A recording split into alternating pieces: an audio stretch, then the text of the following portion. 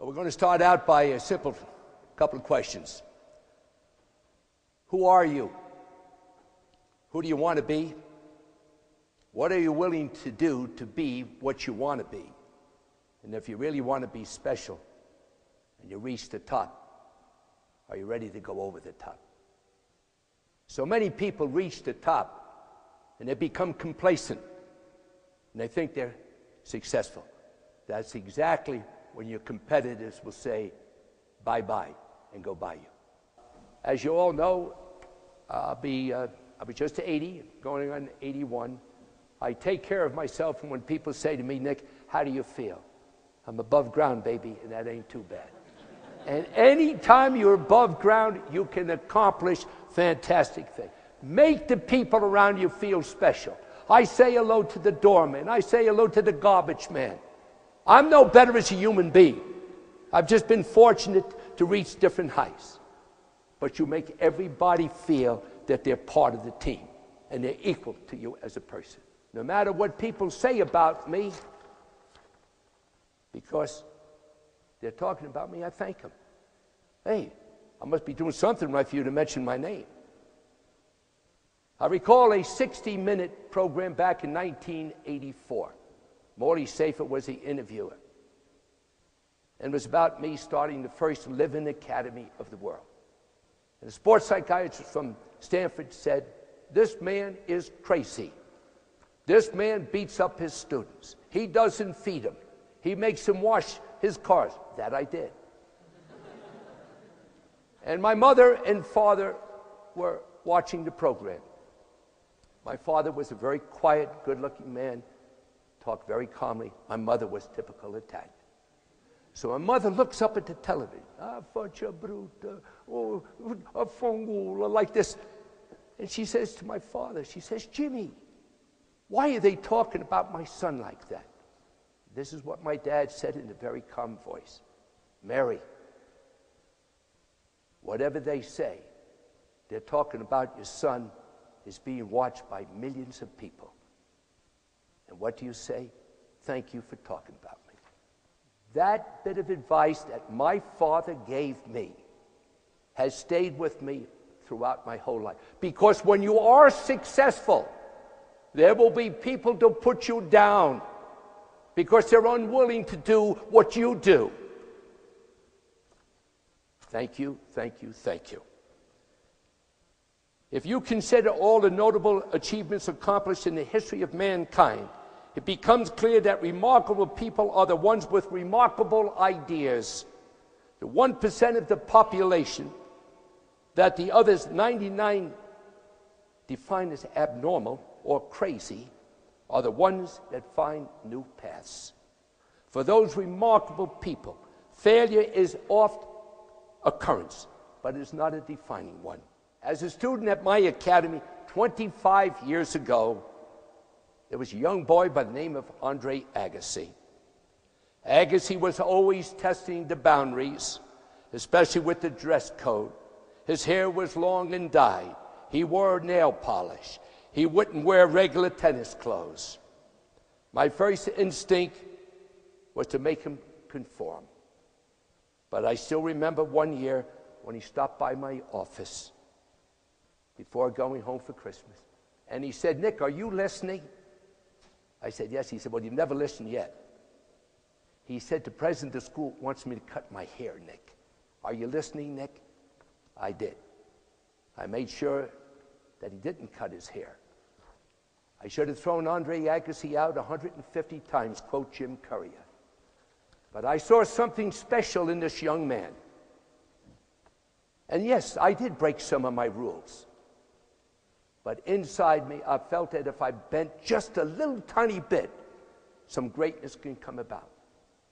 Not only did Andre reach the highest heights in tennis, but today he has a foundation and a school for 300 or 400 children in Las Vegas.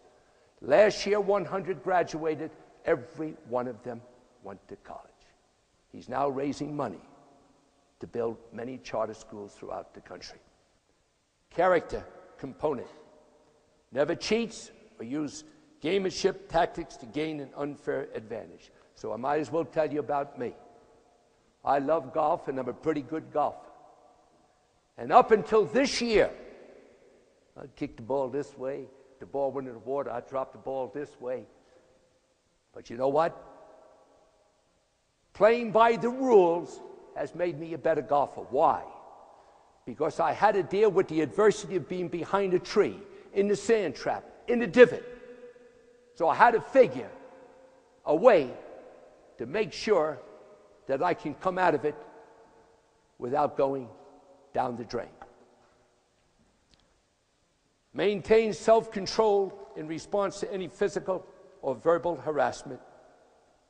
The warrior components performs the best during crucial times. Hey, when everything's going right, pretty easy to perform. Stays fully committed to the team's mission, not my mission, but to the team's mission. The athletes I deal with talk about me, I, not here. It's we as a team. Selfish service component places team goals ahead of personal goals. Willing to play any role and to make the team better. Attempts to make every teammate a better player. Exhibits an all-out effort to never, never, never let his teammate down. Is not jealous when one of the team members does it a little better than him. Athlete component shows respect for coaches and listens intently to their instructions. Accepts corrections constructively, not as a put down, but constructively. And everybody admits mistakes. Integrity. Successful leadership starts with the leader. Leaders lead by example, not by ba-ba-ba-ba-ba-ba-ba-ba. They lead by example. They're the first ones in, the last ones to leave. We will follow them to the end of the earth.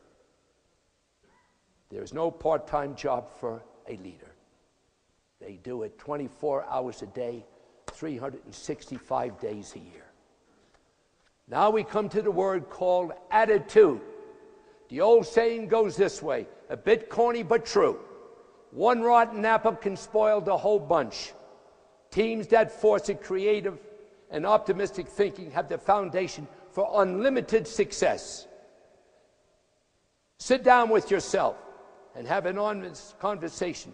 And no matter how painful it is, wipe it out. Why is the world picking on me?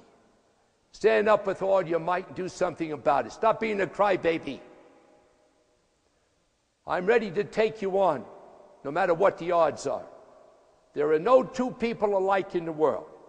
You can see a flaw in a bowl or a hole in a tire. But what goes on inside a person's mind, you can't see. So you have to learn the idiosyncrasies of those people that you command. Each member of the team is responsible to one another for staying upbeat and positive. A can-do attitude gives fuel, excitement, and energy. A can't-do attitude saps up all the positive signs that are needed to compete in the highest level. When you are in the locker room, it's amazing how quick bad energy can spread. It is a must-do to put out the fire immediately and bar that person from the team forever. You are out. When people put all their effort to what can be done versus just the opposite, the chances of victory increases twofold. Leaders must know the beat of the team. To do this, the leader must know who's underneath them. Believe me when I say, the vast majority of people, when confronted with adversity, will spend much of the time saying, why me, why me? Accept the facts and find a solution. Now we get to the word called trust, which I heard so often this morning. Trusting someone to deliver a package, wash your car, throw a touchdown pass, represents certain levels of trust. But when two Navy F-18s come at each other in a show that they put on. 500 miles an hour with an accumulated speed of 1,000 miles an hour.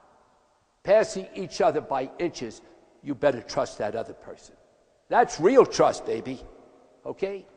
So trust may be a small word, T-R-U-S-T, but it's a powerful, powerful word.